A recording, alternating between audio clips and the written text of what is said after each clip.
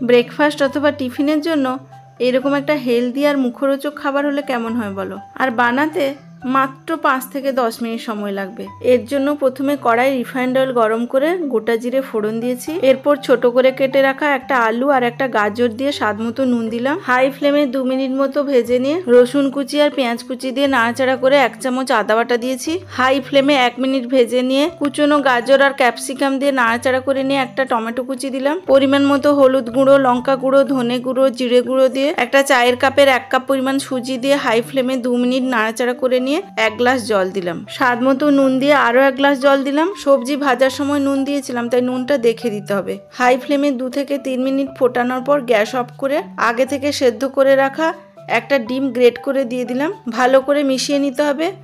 এরপর 1/2 চা চামচ গরম মশলা গুঁড়ো দিয়ে ভালো করে মিশিয়ে নিলেই তৈরি দারুণ সুস্বাদু মশলা সুজি। গরম গরম তো খেতে দুর্দান্ত লাগেই, ঠান্ডা হলেও দারুণ লাগে। শুধু ব্রেকফাস্ট অথবা টিফিন নয়, লাঞ্চ বক্সে অথবা ডিনারের জন্য খুব সহজে বানিয়ে নিতে পারবে।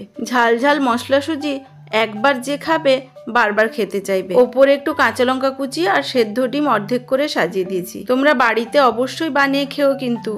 আজকের মতো টাটা।